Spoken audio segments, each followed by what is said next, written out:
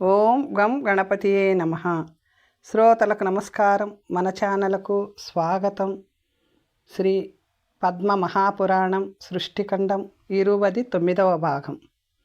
మార్కండేయుడు ఇలా పలికెను: ఓ రాఘవ, నీకు శుభమగుగాక. తీర్థయాత్రార్థం నీవు ఇంటికి ఇచ్చటికి వచ్చి మంచి పని చేసితివి. మాతో రమ్ము.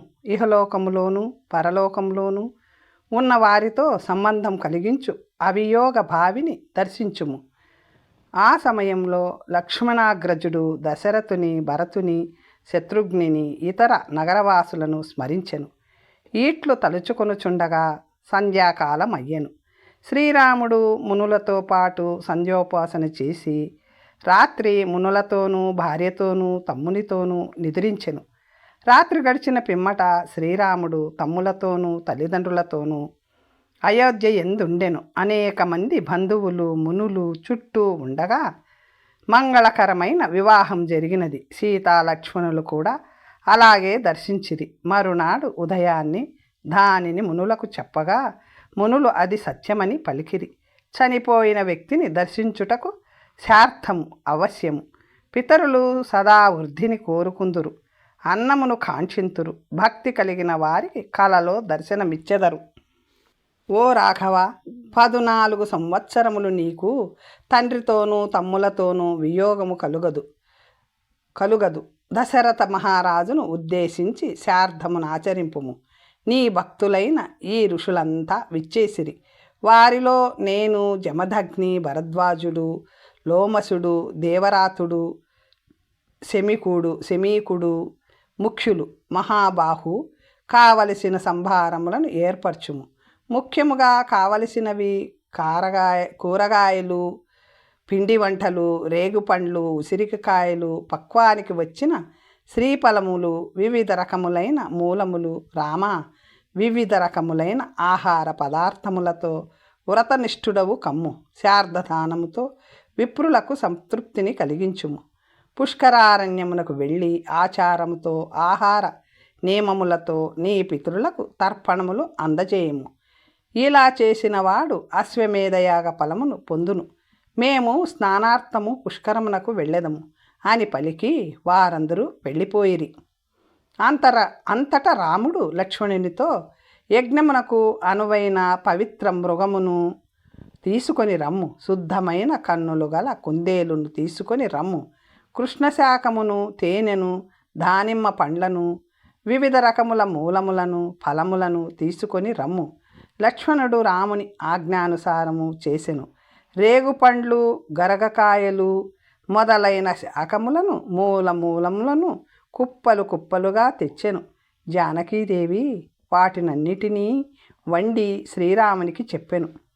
శ్రీరాముడు యోగవాసిలో స్నానం చేసి మునుల కోసం ఎదురు చుచ్చుచుండగా మధ్యాహ్నం దాటెను. కుతవకాలము కాగానే రాముడు ఆహ్వానించిన ఋషులందరూ అచ్చటికి వచ్చిరి. వారిని చూసి వైదేహి రాముని వదలి సిగ్గుతో దూరముగా వెళ్ళిపోయెను. శార్ధమునకు వచ్చిన బ్రాహ్మణులకు ఆ విషయము తెలియదు. స్మృతులలో చెప్పిన విధముగా శ్రీరాముడు వారందరికీ భోజనము పెట్టి విధి విధానముగా వైదిక క్రియలన్నింటినీ చేసెను. పురాణములలో చెప్పబడిన విధముగా వైశ్వదేవ పూర్వకముగా విప్రులను భుజింపచేసి పిండములను యథాక్రమముగా సమర్పించెను. శక్తానుసారము బ్రాహ్మణులకు యథాశక్తిగా దక్షిణలిచ్చి సాగనంపిన పిదప శ్రీరాముడు జానకితో ఇలా పలికెను: శుభ్రు, ఇక్కడకు విచ్చేసిన బ్రాహ్మణులను చూసి ఎందులకు లేచి వెళ్ళిపోయావు? అదంతా దాచకుండా ఉన్నది ఉన్నట్లుగానే చెప్పు. దీనికేదో కారణం ఉండియే తీరును. నిజము చెప్పు. నా ప్రాణములను లక్ష్మణుని ప్రాణముల మీదను శబ్దము చేసి చెప్పుచున్నాను. శ్రీరాముడు పలికిన మాటలు విని సిగ్గుతో తల వంచుకొని ఏడ్చుచూ ఇలా పలికెను: స్వామి, ఇక్కడ జరిగిన ఆశ్చర్యకరమైన విషయమును గురించి చెప్పెదను. మీరు తలచినంతనే రాజేంద్రుడైన దశరథ మహారాజు సర్వాభరణ భూషితులై మరొక ఇద్దరితో ఇక్కడికి వచ్చెను. వారు బ్రాహ్మణుల దేహములలో ప్రవేశించిరి. పితరులు బ్రాహ్మణులను ఆవేశించుట నేను చూశాను. వారిని చూసినంతనే సిగ్గుతో మీ నుంచి దూరముగా వెళ్ళిపోయాను. మీరు బ్రాహ్మణులకు వడ్డించి పిదప యథావిధిగా శార్ధమును చేసితిరి. నార చీరలు కట్టుకొని లేడి తోలు కప్పుకొని వారి ముందు నేనిట్లు నిలవగలను? మీకు నిజం చెప్పాను. కైకేయి ఆజ్ఞాపించినది అది మొదలు నార చీరలు కట్టుకొని అడవికి వచ్చి తిని మీకు దుఃఖము కలుగునని ఏమీయూ చెప్పలేదు. నేను నా తల్లిదండ్రులను స్మరించుటలేదు. ఈ వనవాసమునకు తుది ఎప్పుడా అని ఆలోచించుచున్నాను. మీ పాదములపై ఆన దాసులకు దాసుడైన వాడు కూడా భుజించని ఈ ఆహారము నేను నా చేతులతో ఎలా వడ్డింతును? ఇంతకాలము ఆ రాజు సర్వాలంకార సులంకృతనైన వింజామర చేకొని ఆ త్రిభువనకు వీచుచు చూడబడిన నేనిప్పుడు చెమటచే తడిసిన శరీరమును ఎదురు పడి ఎట్లు ప్రభువులను చూచెదను? రామచంద్ర, నా ప్రాణ సమానుడవు నీవు. నీ దగ్గర ఏమీ దాయలేను, నిజం చెప్పాను అని ప్రమాణము చేసి నీ పాదములంతా తాకుచున్నాను అని జానకి పలికెను. సీతాదేవి మాటలు విని ఎల్లప్పుడూ ప్రేమునే పలుకు ప్రియురాలిని తన ఒడిలో చేర్చుకొని ఆదరముతో గాఢముగా కౌగిలించుకొనెను. పిదప రామలక్ష్మణులు ఇరువురు భుజించిరి. ఆ తరువాత జానకి కూడా భుజించెను. ఈ విధముగా కొంతకాలం అట్లే వసించిరి. ఒకనాడు సూర్యోదయమైన పిదప వెళ్ళుటకు నిశ్చయించుకొని పడమటి దిక్కులో 2 క్రోసుల దూరము జ్యేష్ఠ పుష్కరము వరకు వెళ్ళి పుష్కర పూర్వ భాగంలో నిలబడి దేవదూతలు పలికిన మాటలను ఆలకించెను. ఓ రాఘవ, నీకు భద్రమగుగాక. ఈ తీర్థమే అతి దుర్లభము. ఓ వీర, నీవు ఇచ్చట ఉండి నీవు పుణ్యము సంపాదించుకొనుము. దేవకార్యము నీకు చక్కబెట్టవలేను. దేవ శత్రువులు నీచే చంపబడవలసి ఉన్నారు. దేవదూత మాట విని హర్షించి లక్ష్మణునితో రాముడు ఇట్ల నేను సుమిత్ర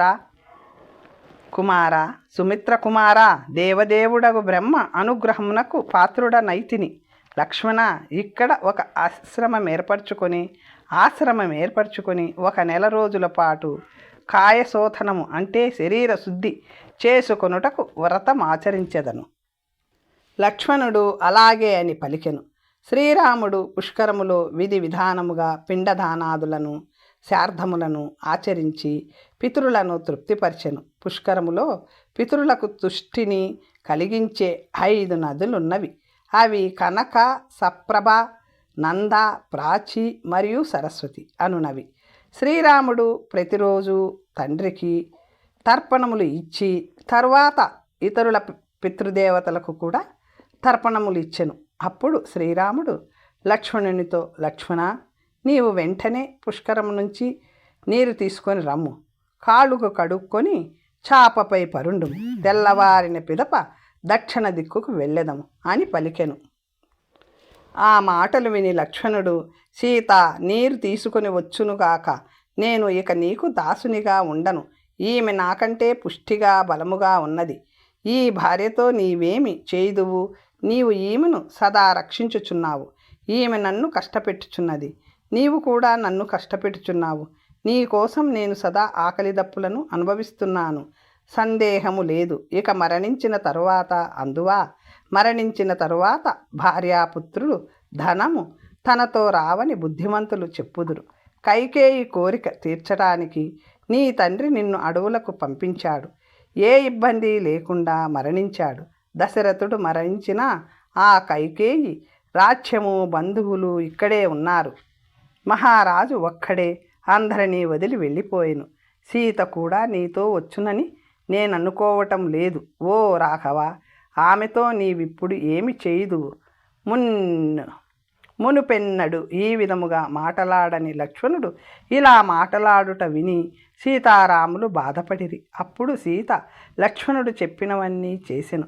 రామలక్ష్మణులు పుష్కరములో స్నానము చేసి భోజనము చేసి రాత్రి అచ్చట గడిపిరి. మరునాడు అక్కడి నుంచి బయలుదేరదలిచి, సుమిత్ర కుమార, లే, మనమిప్పుడు దక్షిణము వైపు బయలుదేరదము అని శ్రీరాముడు పలికెను. అంతట లక్ష్మణుడు, ఓ రాఘవ, ఎట్టి పరిస్థితుల్లోనూ నేనిక్కడి నుంచి కదలను. కావాలంటే నీవు నీ భార్యతో వెళ్ళు.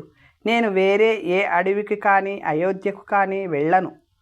14 సంవత్సరములు నేను ఈ అడవిలోనే ఉందును. నన్ను విడిచి నీవు అయోధ్యకు వెళ్ళలేని ఎడల నీవు దారినే రమ్ము. అప్పటికి నేను జీవించి ఉన్నచో నేను తండ్రిగారి పట్టణమునకు వచ్చేదను. నేను తపమాచరించెదను. నాతో ఏమి చేయదవు. నీ ప్రయాణము విఘ్నములు లేకుండా సుఖకరమగుగాక. నీ భార్యతో నీవు వెనక్కి వచ్చినప్పుడు నిన్ను దర్శింతును. తండ్రి తాతల నుంచి అయోధ్య రాజ్యము మనకు వచ్చినది. భర్త శత్రుఘ్నులు నీ మాట విందురు. నేను నీ మాట వినను. ముఖ్యముగా వనవాసములో రాత్రి పగలు పనిచేయలేను. నీకు ఇష్టం వచ్చినట్లు చేయము అని పలికెను. అంతట రాఘవుడిట్ల పలికెను. ఇంతకు మునుపు నీవు అయోధ్యను విడిచి నాతో ఎట్లు వచ్చితివి? రామా, నీతో 14 సంవత్సరములు ఉందును. నీవు లేని స్వర్గం కూడా నాకు వద్దు. నన్ను అనుగ్రహించు. నీవు నన్ను కూడా తీసుకొని వెళ్ళు అని చెప్పావు కదా. మరి ఇప్పుడు మధ్యదారిలో మమ్మల్ని వదిలి నీవెట్లుందువు? అంతట లక్ష్మణుడు రామునితో, రామా, నేను వనమునకు వెళ్ళను అని పలికి అక్కడే నిలబడెను. అప్పుడు రాముడు లక్ష్మణునితో, లక్ష్మణ, నాతో వనమునకు రా, లేనిచో నేను సీతతో అడవికి వెళ్ళెదను అని పలికెను. ఆ మాటలు విని లక్ష్మణుడు పయనమయ్యెను. తరువాత వారు మర్యాద పర్వతమును చేరిరి. అచ్చట అజగంధుడను పార్వతీ ప్రియుని దర్శించి సాష్టాంగ నమస్కారములు అర్పించి శివుని దేవాది దేవునిగా, లోకకారకునిగా, సర్వదేవతలకు ఈశ్వరునిగా భావించి స్తుతించిరి. శ్రీరాముడు ఇలా పలికెను. సమస్త చరాచరములతో కూడిన ఈ జగత్తును సృష్టించినవాడు, సుఖ దుఃఖములను కలిగించువాడు, ప్రళయకాలంలో లోకములను నాశనము చేయువాడు అయిన శంకరునికి శరణు పొందుచున్నాను అని రాముడు ఇలా పలికెను. తరువాత రుద్రుడు ఇలా పలికెను. రామ, నీ స్తుతికి నేను సంతోషించి తిని. స్వచ్ఛమైన కులములో నీవు జన్మించావు. నీవు మనిషి రూపము ధరించిన జగద్వంద్యుడవు. నీవు నాతునిగా దేవతలందరూ కలకాలం సుఖముగా ఉందురు. 14 సంవత్సరములు గడిచిన పిమ్మట ప్రజలందరూ నిన్ను అయోధ్యలో దర్శించి సుఖమును పొందెదరు. వారికి స్వర్గములో అక్షయ నివాసము కలుగును. దేవకార్యమును ముగించి నీవు తిరిగి అయోధ్యకు రమ్ము. ఆ మాటలు విని శ్రీరాముడు సరే అని పలికి వెడలెను. ఇంద్ర మార్గమ అయిన తూర్పునకు ప్రవేశించు నదిని చేరి జటాజూటమును బిగించుకొని లక్ష్మణునితో ఆ ధనస్సును ఇవ్వు అని పలికెను. ఆ మాటలు విని లక్ష్మణుడు సీతతో, శ్రీరాముడు కారణము లేకుండా నన్ను విడిచిపెట్టెను. అలా విడిచిపెట్టుటకు నేను ఏమి తప్పు చేసి ఎరుగను. అకారణముగా రాముడు కోపించి నన్ను వదిలినాడు. ఇక నాకు ఈ జీవితంతో పనిలేదు. చీచి, కులములో చెడబుట్టాను. మహాత్ముని మనస్సు నొప్పించాను. నేను ఏ లోకములకు వెళ్ళుదునో అని పలికి 2 చేతులతో ముఖము పట్టుకొని కప్పుకొని ఏడ్చుచుండెను. మనస వాచ కర్మణ నేనెన్నడూ రాముని ఎడ అపరాధం చేయలేదు. ఓ దేవి, నీ పాదములను ముట్టాను, నాకు వేరే గతి లేదు అని లక్ష్మణుడు పలికెను. అప్పుడు సీతాదేవి శ్రీరామునితో, స్వామి, మీరు మీ తమ్ముని ఎందుకు విడిచిపెట్టారు? మీరు లక్ష్మణుని ఎడ కాఠిన్యమును విడిచిపెట్టండి. అంతటి శ్రీరాముడు లక్ష్మణుని, నేను కలలో కూడా విడిచిపెట్టను. పూర్వము నేను ఈ క్షేత్రము గురించి విన్నాను. ఈ క్షేత్రములో జనులందరూ స్వార్థపరులు. వారు మరొకరి గురించి పట్టించుకోరు. వారికి శ్రేయస్కరమైనది వినరు. పుత్రులు తండ్రి మాటను, తండ్రులు పుత్రుల మాటను వినరు. శిష్యులు గురువుల మాటను, గురువులు శిష్యుల మాటలను వినరు. ప్రేమ కేవలము డబ్బుపైనే ఆధారపడి ఉండును. ఇలా మాట్లాడుతూ శ్రీరాముడు సీతాలక్ష్మణులతో కలిసి రేవా నదిలో స్నానము చేసెను. దేవతలకు పితృదేవతలకు తర్పణాలిచ్చి ధ్యానము చేసెను. అచ్చట స్నానమాచరించిన శ్రీరాముడు సీతాలక్ష్మణులతో శివపార్వతులు స్కందుని వలె విరాజిల్లెను. భీష్ముడు ఇలా పలికెను. సృష్టికర్త అయిన బ్రహ్మ యజ్ఞ సామాగ్రితో యజ్ఞముని ఎప్పుడు ప్రారంభించెను? ఋత్వికుల పేర్లు ఏమిటి, వారికిచ్చిన దక్షిణ ఏమిటి, ఇదంతయు జరిగినట్లుగా చెప్పవలేను, వినవలైనని కుతూహలముగా ఉన్నది అనేను భీష్ముడు. అప్పుడు పులస్త్యుడు ఇలా పలికెను: ఇదివరకే బ్రహ్మ ప్రజాపతులను సృష్టించనని చెప్పాను. ఆ తరువాత స్వయంభువ మనువులు సృష్టించేయమని చెప్పాను. ఆ తరువాత బ్రహ్మ పుష్కరమునకు వెళ్ళి యజ్ఞ సామాగ్రినంతా సమకూర్చుకొని యజ్ఞశాలలో కూర్చెనను. అచ్చట గంధర్వులు పాడిరి, అప్సర ఘనాలు ఆడిరి. యజ్ఞమును నిర్వహించుటకు బ్రహ్మ, ఉద్గాత, హోత, అధర్వ్యుడు అను 4 హోతలు వచ్చిరి. వారికొక్కరికి 3 చొప్పున 10 పరివారమును ఏర్పరచెను. బ్రహ్మ బ్రాహ్మణాంచాసి, హోత, అగ్నిర్త్ర అనువారు మొదటి పరివారం. 2వ పరివారం ఉద్గాత, ప్రత్యుద్గాత, ప్రతిహర్త మరియు సుబ్రహ్మణ్య అనువారు వీరిని నడిపించున్నది. ఉద్గాత, హోత, మైత్రావరుణ, అచ్చావక, గ్రావ అనున్నది 3వ పరివారం. అధర్యు, ప్రతిష్టాత, నేష్ఠ, ఉన్నేత అనున్నది 4వ పరివారం. వేద చింతకులు ఈ 16 మందిని ఋత్విజులందరూ. స్వయంభువు అయిన బ్రహ్మ 360 యజ్ఞములను సృష్టించెను. ప్రతి యజ్ఞంలోని వారిని నియోగించిరని చెప్పుదురు. మరికొందరు ఒక సదస్యుని, 3 సామవేత్తలను, 1 అధర్వుని కూడా నియోగింతురు. బ్రహ్మయజ్ఞంలో నారదుని బ్రహ్మగా, గౌతముని బ్రాహ్మణాంశంసిగా, దేవ గర్భుని హోతగా, పోతగా అనుకొందరు. దేవలుని అగ్నిద్రునిగా, అంగీరసుని ఉద్గాతగా, పులహుని ప్రత్యుద్గాతగా, నారాయణుని ప్రతిహర్తగా, అత్రిని సుబ్రహ్మణ్యునిగా, భృగువును హోతగా, వశిష్ఠుని మైత్రావరుణునిగా, క్రతువును అచ్చావకునిగా, చవ్యనుని గ్రావునిగా, పులస్త్యుని అధర్యునిగా, శిబిని ప్రతిష్ఠాతగా, బృహస్పతిని నేష్ఠిగా, శాంశ పాయనుని ఉన్నేతగా నియమించెను. అలాగే ధర్ముని సదస్యునిగా నియమించెను. అతని కుమారులు మనువలు యజ్ఞంలో సహాయకులుగా ఉండిరి. భరద్వాజుడు, శమీకుడు, పురుకుచ్చుడు, యుగంధరుడు, ఏనకుడు, తీర్ణకుడు, కేశుడు, కుతపుడు, గర్గుడు మరియు వేద శిరస్సు అనువారు సామవేత్తలు, అధర్యులు ఐరి. అలాగే కణ్వాదులు, మార్కండేయుడు, గండికూడ పుత్రులతో, మనుములతో, బంధువులతో, శిష్యులతో అక్కడికి వచ్చి రాత్రింబవళ్ళు ఎంతో జాగ్రత్తగా యజ్ఞ కార్యమును చేయుచుండిరి. 1 మన్వంతరము గడిచిన పిమ్మట యజ్ఞము ముగిసింది. యజ్ఞ దక్షిణగా బ్రహ్మకు తూర్పు దిక్కున, హోతకు దక్షిణ దిశను, అధర్యునకు పడమర దిక్కును, ఉద్గాతకు ఉత్తర దిక్కును ఇచ్చెను. యజ్ఞ ఫలము పొందుటకు 100 ఆవులను దానమియ్యవలెను. 48 ఆవులను మొదటి యజ్ఞము చేసిన వారిలో స్థానములోనున్న వారికి 24 ఆవులు, 2వ స్థానంలోనున్న వారికి 16 ఆవులను, 3వ స్థానములోనున్న వారికి దానమియ్యవలెను. అగ్నిద్రులకు 16 ఆవులను, అంతే సంఖ్యలో గ్రామములను, దాసీలను, పశువులను దానమియ్యవలెను. యజ్ఞము ముగియు సమయములో స్నానం ఆచరించినప్పుడు 1000 మంది బ్రాహ్మణులకు భోజనం విందు చేయవలెను. యజమాని తన సర్వస్వమును దానము చేయవలెనని స్వయంభువు చెప్పెను. అధ్వర్యులకు, సదస్యులకు స్వేచ్ఛగా తన ఇష్టానుసారము దానమియ్యవలెను. అప్పుడు బ్రహ్మ విష్ణువుని పిలిచి ఆనందముతో ఇట్లు పలికెను: ఓ సువ్రత, సావిత్రిని ప్రసన్నము చేసుకొని ఆమెను ఇక్కడికి తీసుకొని రావలేను. ఆ శుభానన నిన్ను చూసి కోపగించుకోదు. స్నేహపూర్వకమైన, హేతుయుక్తమైన, మధురమైన మాటలు నీవు మాట్లాడుదువు. నీ నాలుక అమృతమును చిందించును.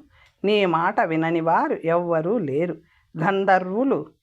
గంధర్వులతో వెళ్ళి నా ప్రియసతిని తీసుకొని రా. నీవు మాటలాడితే ఆమె కాదనదు. ఓ మాధవ, ఆలస్యం లేకుండా ఆ సాధ్విని వెంటనే తీసుకొని రావలేను. లక్ష్మీదేవి సావిత్రి సదనమునకు ముందుగా వెళ్ళవలేను. ఆమె వెనుకనే నీవు వెళ్ళవలేను. మధురమైన అనేక మాటలు పలికి సావిత్రిని ఒప్పించి ఇక్కడకు తీసుకొని రావలేను. బ్రహ్మ ఈ విధముగా పలికిన పిదప విష్ణువు సావిత్రి మందిరమునకు వెళ్ళెను. విష్ణువును అల్లంత దూరంలో చూడగానే సావిత్రి లేచి నిలబడెను. విష్ణువు ఆమెకు నమస్కరించెను.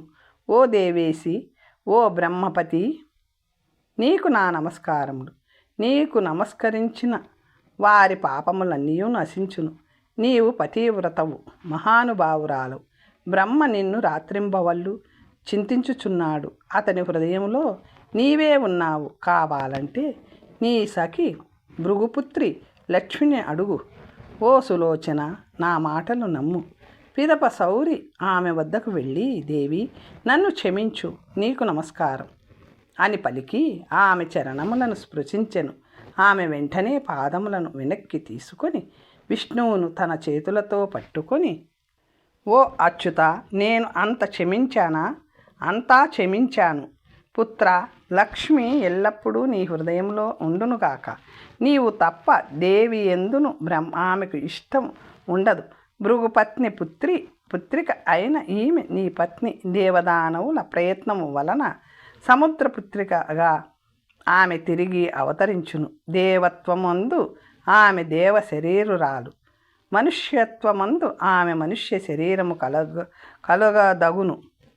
కలదగును. నీవు భర్తగా ఆమె చిరకాలము ఆమె దాంపత్య వ్రతురాలగును. ప్రభు, ఇప్పుడు నేనేమి చేయవలేనో చెప్పుము అనెను. అప్పుడు విష్ణువు ఇలా పలికెను. యజ్ఞము ముగిచున్నది. నిన్ను తీసుకువచ్చుటకు బ్రహ్మ నన్ను పంపెను. నీవు వెంటనే రా. సకల దేవతలచే పరివేష్టితుడైన బ్రహ్మను చేరు అనెను. అప్పుడు లక్ష్మి ఇలా పలికెను. ఓ ఆర్యే, వెంటనే లేచి బ్రహ్మ వద్దకు రమ్ము. నీవు లేకుండా నేనిక్కడ నుంచి వెళ్ళను. నీ పాదములను తాకి చెప్పుచున్నాను. సావిత్రి ఆమె చేతులతో పట్టుకొని పైకి లేపెను. సావిత్రి ఆలస్యం చేయుచుండుట గమనించి బ్రహ్మ మహాదేవునితో ఇలా పలికెను. ఓ అసుర సంహార, నీవు వెంటనే పార్వతితో వెళ్ళు. గౌరీ ముందుగా నీవు వెనుకగా నడువ వలెను. ఆమెకు బోధించి వెంటనే ఇక్కడికి తీసుకొని రమ్ము. అప్పుడు శివపార్వతులు సావిత్రి వద్దకు వెళ్ళి, ఓ పతివ్రత, అక్కడ నీవు చేయవలసిన పని చాలా ఉంది. కావాలంటే ఈ పార్వతిని కానీ, లక్ష్మిని కానీ, ఇంద్రాణిని కానీ అడిగి చూడు. ఎవరి యందు నీకు విశ్వాసమున్నదో వారినే అడుగు. నీ నమస్కారం. అంతట సావిత్రి శివుని ఆశీర్వదించి, ఓ శంకర, నీ సగము శరీరములో గౌరీ ఎప్పుడు ఉండునుగాక. ఆమెతో నీవు త్రిలోక సుందరుడవు అవుతువుగాక. ఓ శత్రు సంహారక, నీ వలన ఈ జగత్తంతా సుఖముగా ఉన్నది అని పలికెను. పిదప గౌరి ఎడమ చెయ్యిని లక్ష్మి కుడి చెయ్యిని పట్టుకొని సావిత్రిని పట్టుకొనగా శివుడు ఆమెకు నమస్కరించి, మహానుభావురాలా, రమ్ము, నీ భర్త ఉన్న తావునకు రమ్ము. స్త్రీకి భర్తయే పరమగతి. మా యందు అనుగ్రహము చూపించు. మా మాటలను గౌరవించి నీ భర్త వద్దకు రమ్ము. ఈ యజ్ఞము నిన్ను అవమానించుటకు జరగలేదు. నీవు సంతోషముతో బ్రహ్మ వద్దకు రావలేనని మేము అడుగుచున్నాము అనిరి. అప్పుడు గౌరీ ఇలా పలికెను. నేను నీకు ఇష్టురాలినని నీవు ఎప్పుడూ చెప్పుచుందువు. నేను లక్ష్మి నీ 2 చేతులు పట్టుకున్నాను. నీ భర్తని రక్షించుచున్న ప్రదేశమునకు రమ్ము. అందట లక్ష్మీ పార్వతులు ఆమెను మధ్యనుంచుకొని బయలుదేరగా విష్ణువు శివుడు ముందు నడిచెను. ఇంద్రాది దేవతలు, గంధర్వులు, అప్సరసలు, చరాచరములతో కూడిన 3 లోకములు వెనుక రాగా ప్రియ సావిత్రి బ్రహ్మ ఉన్న చోటికి వచ్చెను. సావిత్రిని చూసి బ్రహ్మ గాయత్రితో పాటు ఇలా పలికెను. ఈ గాయత్రి నీకు సేవకురాలు. నేను నీకు వసుడను. నేనేమి చేయవలేనో ఆజ్ఞాపించు.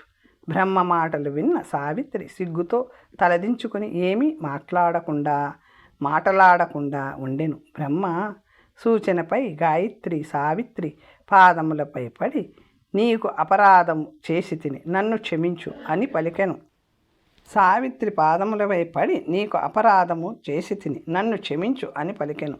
సావిత్రి ఆమెకు ప్రేమతో లేవనెత్తి కౌగలించుకుని, నా పతి గౌరవనీయుడు, అతని వచనములను ఆజ్ఞను నీవు పాటించవలేను.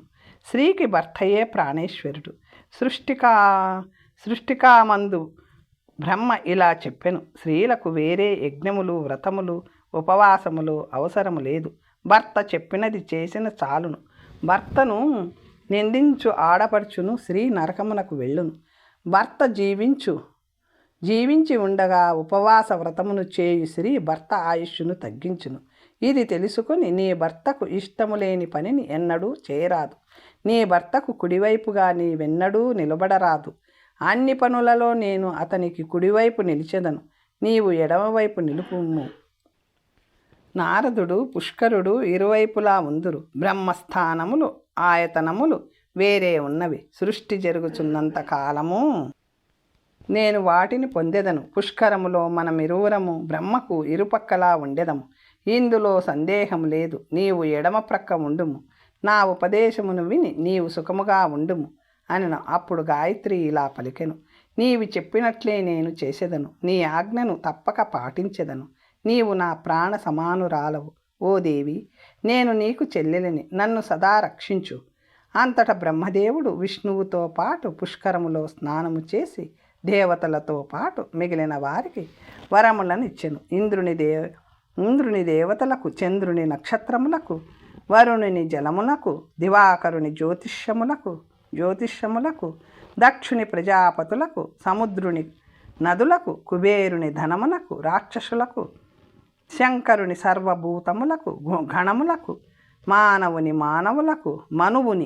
మానవులకు, గరుడుని పక్షులకు, వశిష్ఠుని ఋషులకు, ప్రభాకరుని గ్రహములకు అధిపతిగా ఉండునట్లు వరమును ప్రసాదించెను. విష్ణువును శంకరుని చూసి ఆదరముతో, మీరిరువురు భూమిపైనున్న సమస్త తీర్థములందు పూజనీయులు. మీరిరువురు లేని తీర్థమునకు పుణ్యత్వము కలుగదు. ప్రతిమను కాని లింగమును కాని దర్శింపబడు ప్రదేశములు సమస్త ఫలమును ఇచ్చును. మీ ఇద్దరితో పాటు నన్ను పూజించు వారికి వ్యాధి భయము ఎక్కడ ఉంటుంది? త్రిమూర్తులను పూజించువారు పొందు ఫలములను చెప్పెదను.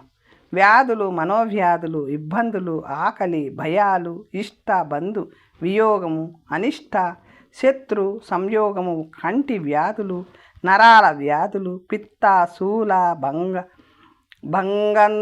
భంగదారాది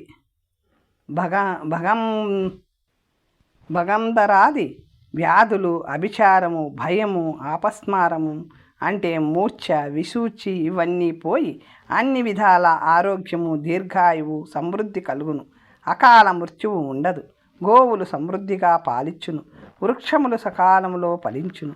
ఉత్పాత భయము అణుమాత్రం కూడా ఉండదు. ఇది విన్న పిదప విష్ణువు బ్రహ్మను ఇలా స్తుతించెను. అనంత శుద్ధమైన మనస్సు కలవాడా, మంచి రూపము కలవాడా, 1000 కిరణముల ప్రభావం కలవాడా, శుద్ధమైన కర్మలను చేయువాడా, విశాలమైన దేహము కలవాడా, సమస్త విశ్వ ఆర్తిని తొలగించువాడా, శంభు సమస్త సూర్యాగ్నుల తేజస్సు కలవాడా, విద్యను వ్యాపింపచేయువాడా, చక్రి అనాదిగా దేవ అచ్యుత శేఖర ప్రభు భూత భవిష్య వర్తమానాలలో నున్నవాడా, మహేశ్వర, మహాత్పతి, సర్వపతి, జగత్పతి, భువస్పతి, భువనపతి, యజ్ఞేశ, నారాయణ, జిష్ణు, శంకర, చతిపతి, విశ్వేశ్వర, విశ్వలోచన, శశాంక, సూర్య, అచ్యుత, అమృత మూర్తి, అవ్యయ, నారాయణ, విశ్వతోముఖ, సమస్త దేవతల ఆర్తిని తొలగించువాడా, అమృత, నీకు నమస్కారం, నిన్ను శరణు పొందుతున్నాను. ఇలా ఎన్నో విధములుగా స్తుతించెను. బ్రహ్మ ఇలా పలికెను. ఓ కేశవ, నీవు సర్వజ్ఞుడవు, ప్రజ్ఞారాశివి, సందేహము లేదు. దేవతలచే ప్రప్రథముగా పూజింపబడుదువు. నారాయణుని తరువాత రుద్రుడు విరంచికి నమస్కరించి ఇలా స్తుతించెను. కమలపత్రముల వంటి కన్నులు కలవాడా, పద్మ సంభవ, సురాసురులలో శ్రేష్ఠుడా, సృష్టికర్త, పరమాత్మ, మోహమును నాశనము చేయువాడా, విష్ణువు నాభియందు ఉన్నవాడా, పగడము పోలిన శరీరము కలవాడా, లేత ఆకుల వంటి శరీరము కలవాడా, ఈ సంసారము నుంచి నన్ను రక్షించు. తర్వాత కథ వచ్చే భాగంలో తెలుసుకుందాం. నమస్తే.